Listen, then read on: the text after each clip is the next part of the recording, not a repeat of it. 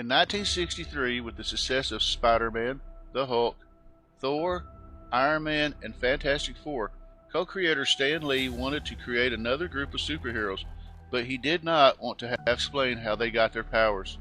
Lee said in a 2004 interview that he couldn't have everybody bitten by a radioactive spider or exposed to a gamma ray explosion, so he took the cowardly way out and said, "Why don't I just say that they were born that way? Maybe they were mutants."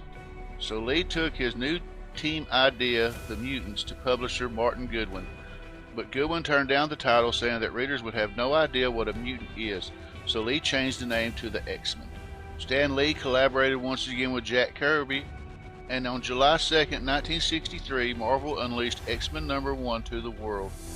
In this episode of Tony's Comic Spotlight, we celebrate the 60th anniversary of the X-Men by shining the spotlight on their first appearance in X-Men #1 in 1963.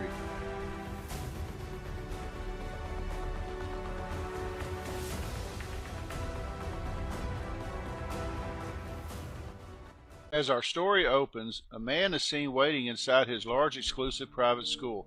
Suddenly, he calls out mentally to his students, stating that he is Professor X and he is ordering them to appear in class at once. Then 4 costumed people appear and report for their lessons: Cyclops, the Angel, Iceman, and the Beast. Angel and Cyclops help the professor get comfortable in his chair. Iceman plays a prank on Beast and freezes his arm. Angel has to pull the two off each other, and Professor X begins their training lessons using his training machine. The Beast is first and is given timed lessons to help him with his agility skills. He first grabs a taut wire with his toes in a second and a half. He then spins wildly on the wire and jumps through the room in exactly 3 seconds. Then he practices his balancing skills while Cyclops slackens the wire tension, causing him to jump off and land on his feet. The Angel takes his turn and tests out his wing reflexes. He flies around jet flames through a giant closing clamp and then skips through a bladed spinner without a slip. He becomes overconfident, however, and when a sound concussion blasts around him, he loses his edge and begins to fall before recovering. Iceman asks the professor to allow him to take more risk even though he is the youngest student. The professor tells him not to rush things. Iceman then feels that if he is going to be treated like a kid, that he will start acting like one. He finds snowman items, puts them on to joke around. Beast throws a ball at him since he's off guard, and Iceman reacts quickly by creating an ice boomerang sled to send the ball right back at Beast. Cyclops shows off his leadership skills and uses his beams to stop the group from goofing off. Professor X stops the team and readies them for the new student who has just arrived by taxi. A red-headed woman steps from the cab, and the group begins bantering with each other about the fact that the girl is joining the school. The team goes and changes while the newest student enters and is greeted by Professor X, who apparently sent her a letter to be enrolled as a student of his school. She questions the type of school that she sees, and Professor X states that it is a school for the specially gifted, mutants, like herself and the others. The professor introduces the rest of the team using their real names and code names to Jean Grey, whom she says is now known as Marvel Girl. She shows off her powers of telekinesis to the rest of the team by moving chairs and books. Then Beast tries to give her a kiss, but she turns him upside down and spins him wildly in the air before throwing him onto the couch. Professor X then tells the group their mission is to protect the world from mutants who would harm humans or other mutants. Meanwhile, one of those very mutants, named Magneto, is hiding near Cape Citadel and watching a missile launch. He uses his powers of magnetism to control the missile and send it crashing off course into the nearby waters. The Army and NASA stand by but are astounded that the missile was destroyed. They conclude that someone tampered with the missile prior to launch. The next day, the Daily Globe newspaper states that this was the 6th missile to be destroyed and a phantom saboteur has struck again. Then the soldiers begin seeing weapons firing randomly and tanks being controlled remotely. A message suddenly is written out in metallic dust in the sky and reads, "Surrender the base or I will take it by force, Magneto." While the message is being read by the soldiers, Magneto launches a missile from a silo near the base.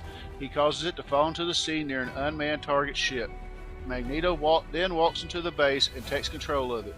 He uses his powers to entrap the soldiers in a magnetic fence from which they cannot escape. The X-Men are alerted to the crisis at the Cape. They each change into their uniforms and are driven to the airport in Professor X's Rolls Royce in order to take his private jet to the Cape. The X-Men arrive and request the Army hold off firing on the base for 15 minutes.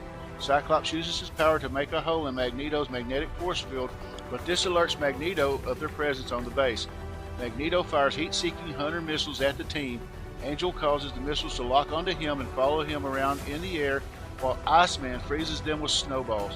One missile gets through and Beast manages to catch it with his feet.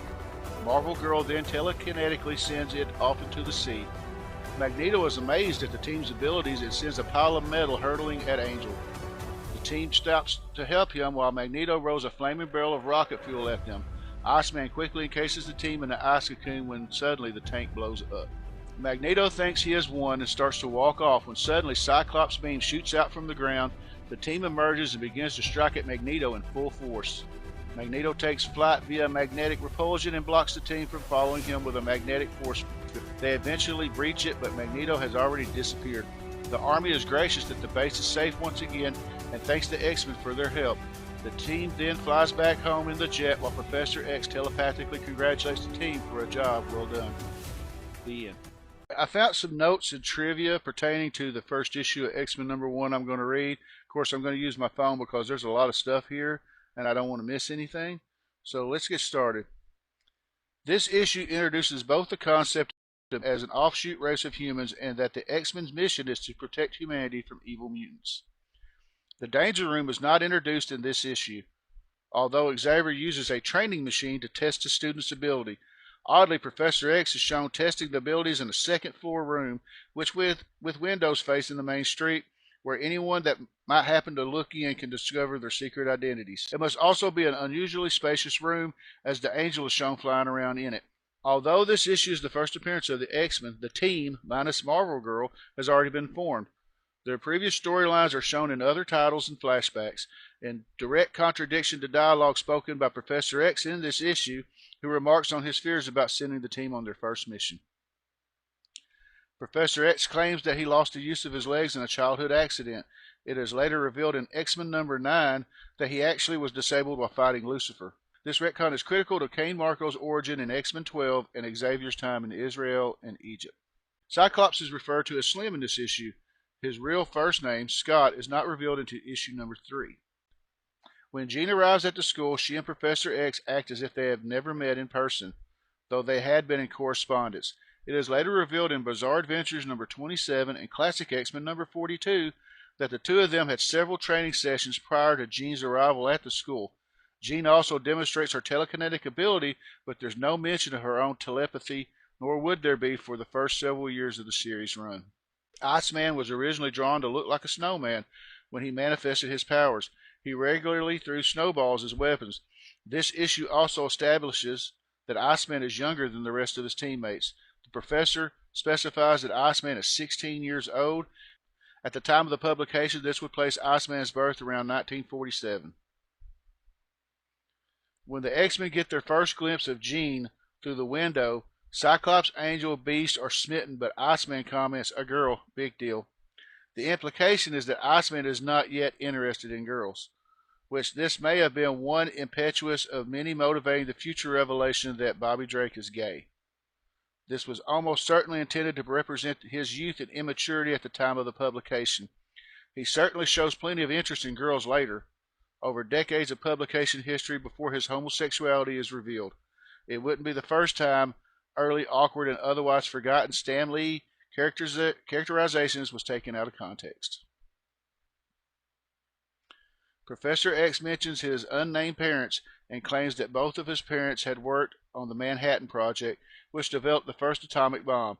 And X-Men #12 confirms that Brian Xavier was a nuclear scientist, but not that Sharon Xavier was a fellow scientist. The implication is that mutation is the result of an atomic power. Magneto introduces the term Homo Superior in the second panel in which he arrives. The X-Men reportedly defeat Magneto in less than 15 minutes, and an unnamed general comments that it is uncanny. This is the first time the term is used to describe the uncanny X-Men. What will become Xavier's signature catchphrase, "To me, my X-Men," debuts on the first page. It's hardly a catchphrase at the time, since it'll be decades before he says it again. Professor X claims that Cyclops is getting better at receiving the professor's thoughts, and that there will soon be no need to speak aloud to him, indicating that the professor previously had troubles communicating telepathically with Cyclops. Jean Grey claims to have had the power of telekinesis for practically her entire life, and that she had to keep it a secret for her entire life. This is contradicted by later backstories detailing how she first discovered her powers. Professor X claims that he was perhaps the first mutant ever born. This is patently untrue in later stories, although Professor X was likely unaware of any older mutants at the time. Magneto's World War II backstory wouldn't be written for almost 20 years, so it's quite possible Magneto was originally intended to be younger than Professor X. Other older mutants were much later introduced and unlikely known to Professor X at this time.